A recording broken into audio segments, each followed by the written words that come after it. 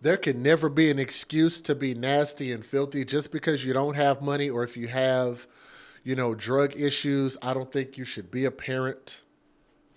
In this case, these people were filthy parents and they were drug addicts, and that's a bad, bad, deadly combination to have children around a situation like that. So I feel so sorry for this beautiful little angel right here.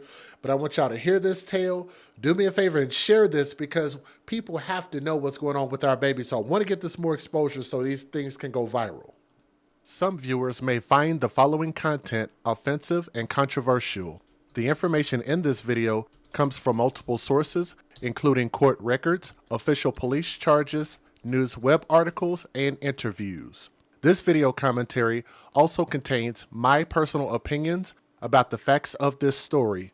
The point is to use this story as a cautionary tale in hopes of preventing tragedies like these to children going forward. Viewer discretion is advised. That is your official disclaimer. It's wild because I had a friend of mine who called me earlier and we were talking about New Mexico.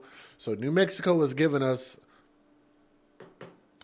I don't know how people didn't see this coming, just a tragic story out of Silver City. So thank you to KRQE for the article, or QE.com for the article. The parents of a 5-year-old girl found dead in Silver City this March are now facing felony charges. I want y'all to catch these names because beautiful little angel too. Beautiful, beautiful little girl. And they have a GoFundMe up too. We'll talk about it here in a moment.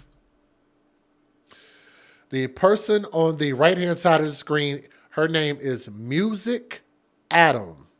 Adame, or Adami. Music Adam, 34 years old, and 38-year-old Matthew Bynum have each been accused of multiple child abuse charges for the death of their child, Jacqueline Bynum. I think that's how you pronounce it, but it's spelled with an XA. I think it's Jacqueline, if I'm not mistaken. On Sunday, March 10th, just after 11 a.m., Grant County Sheriff's Department responded to reports of a non-responsive child at a property on Quail Run Road in Silver City. Lapel videos from the Grant County Sheriff's Department show deputies arriving on the scene and running to a tiny home on the back of the property. Deputies said, "What's going on?" The caller says some of those people in the home right here aren't responding. Deputies said they're not responding. When deputies arrived at the tiny house, they found 2 minimally responsive adults and a responsive 7-year-old boy, but the non-responsive child the caller had reported was nowhere to be seen. Deputies said, "Who's not responsive?" Bynum, not responsive. Caller, the girl in the middle. Video shows the moment deputies realized where the 5-year-old girl was. She was underneath sleeping parents in a room filled with clutter, and this house is about as disgusting and nasty as you could ever imagine. Completely disgusting. When deputies saw the pale 5-year-old girl, Jacqueline, they ordered the parents to get up, but they were out of it, and their responses were slow. I think they're on drugs, and I think they actually did qualify that they are on drugs. The deputy said, "Did y'all smoke dope or fentanyl? What is it?" Adam said, "No, it's not fentanyl." Once deputies finally reached the child, they carried her out of the house, performed the chest compressions, administered Narcan because they thought that maybe she had ingested some type of drug. But she could not be revived. The 7-year-old boy was also carried out of the house complaining of leg pain. Neither Bynum nor Adam offered any help. The pair learned of their daughter's death at the sheriff's office. Adam admitted that she had smoked weed and methamphetamine, but not since noon the day before. So why would you ever even believe that? Like, you don't know when or where. The day they celebrated Jacqueline's 5th birthday at the park. Adam said, "I've done a lot of drugs in my life, and I've never felt like I did last night." It's a hell of a quote. Adam said the kids woke up in the middle of the night.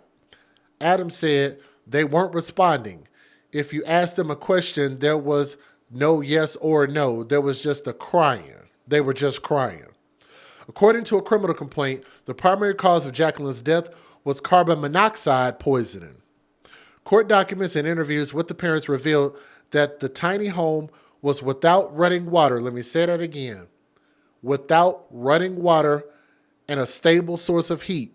So the parents were burned coals in the home to keep it warm, a method that got them in trouble in the past when the boy got sick. According to court documents, the parents had been instructed to open the windows when burning coals. However, the investigation revealed that the night on March 9th, the only ventilation in the tiny home was a small gap in one window, allowing a cord to run outside. Pause right there. So they already knew that these people weren't suitable parents, but they kept letting them function this way. Should have been took these kids away. Maybe got these people some counseling, some help, some drug counseling or something like that. No, they let these kids stay there. Just open a window. What? They ain't got no freaking running water or no heat, no stable source of heat.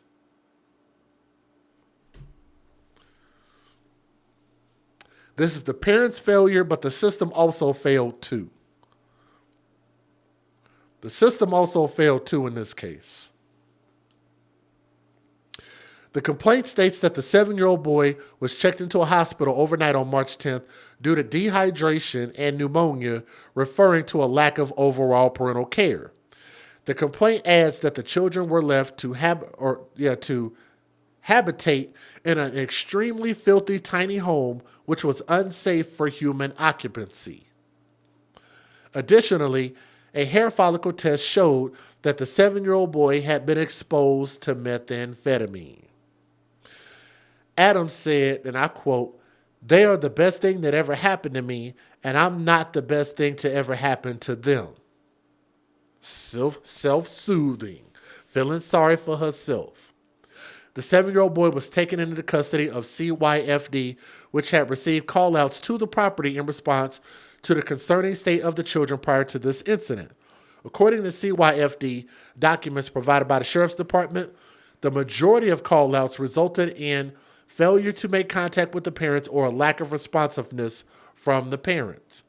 In August of 2023, during a traffic stop, police reported to CYFD that the children were extremely dirty and had not showered in a while, noting that the kids were not in car seats. These are all multiple opportunities that they could have saved these kids and didn't. In November 2023, another report was filed because the property did not have working toilet or running water and because the kids were constantly truant from school. In January, a school employee reported to CYFD that they had physical and emotional abuse concerns for the 7-year-old boy. The parents admitted to drug use and domestic abuse. Concerns were raised about where they were living, and in March, the Grant County Sheriff's Office issued a temporary custody order because they felt the children were in danger. It is not known if that was granted on Thursday night, CYFD said. This is an ongoing investigation, and CYFD is cooperating with law enforcement. Adam is facing first-degree felony intentional abuse of a child resulting in death, the second-degree felony of a subsequent abuse of a child, and the third-degree felony of child abuse. Bynum is facing the first-degree felony of intentional abuse of a child resulting in death and second-degree felony of subsequent abuse of a child. So let me give you guys a fair usage, and I want y'all to see when they show y'all what this alleged house looked like.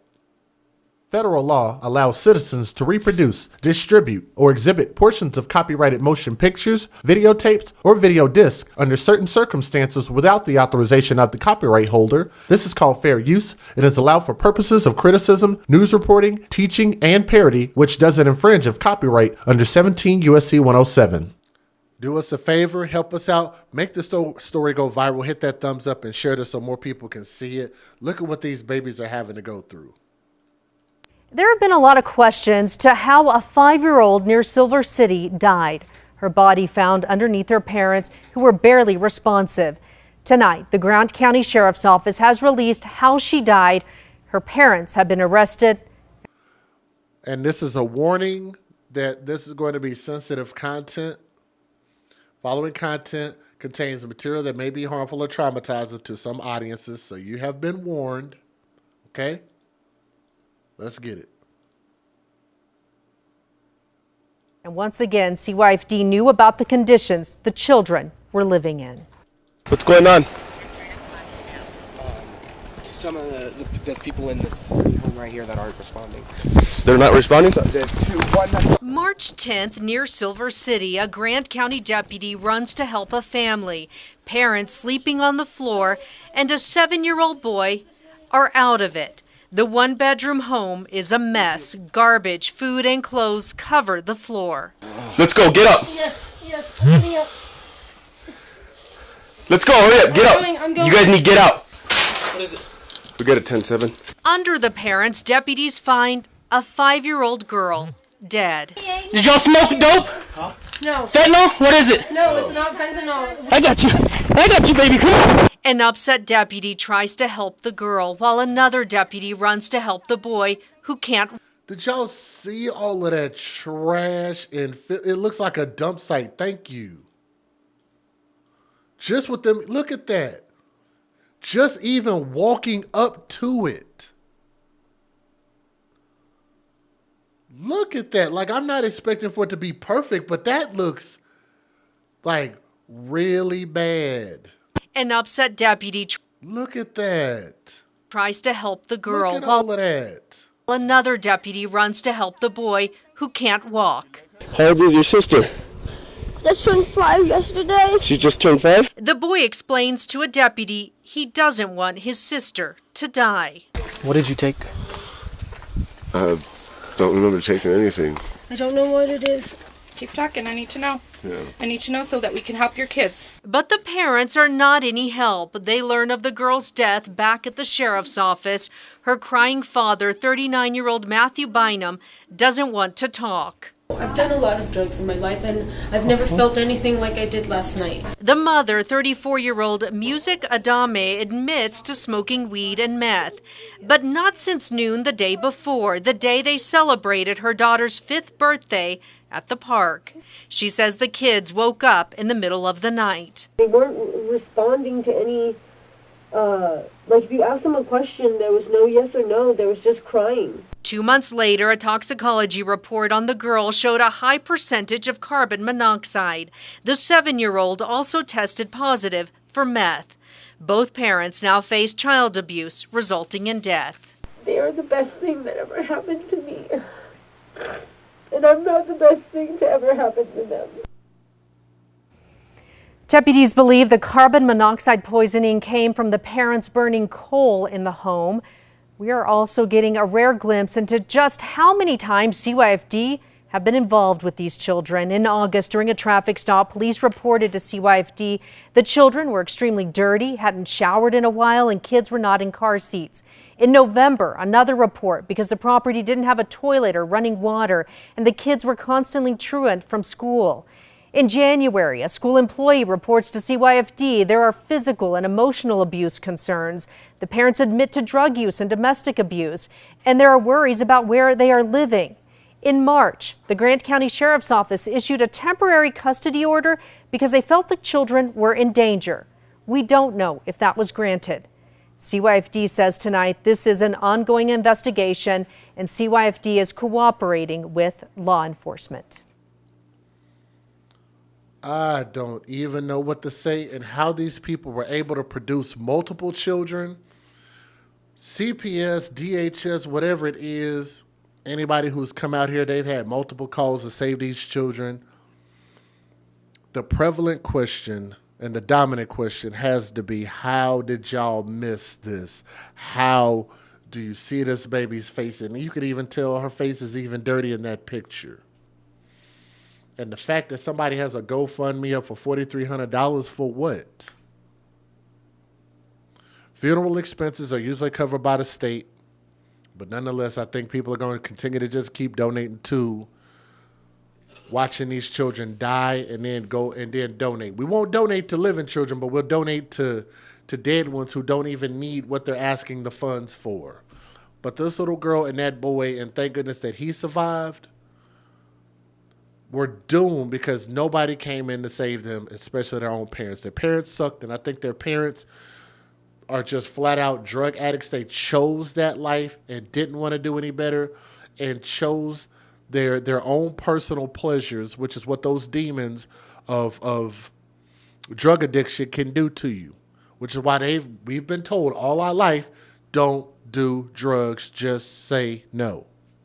You choose not to, and this is the result, and it caused the death of their baby and then almost caused the death of their other little son too. So Princess Jacqueline, R.I.P. She is such a beautiful little baby and deserved every opportunity to grow up and become something great. We wish we could have seen her grow up.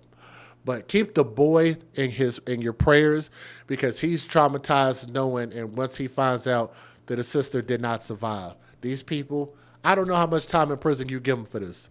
Give them enough time in prison, maybe they'll become different people, maybe they won't. But they don't ever need to be around children again. Leave a comment in the comment section. Let me know what you think, okay? Thank you.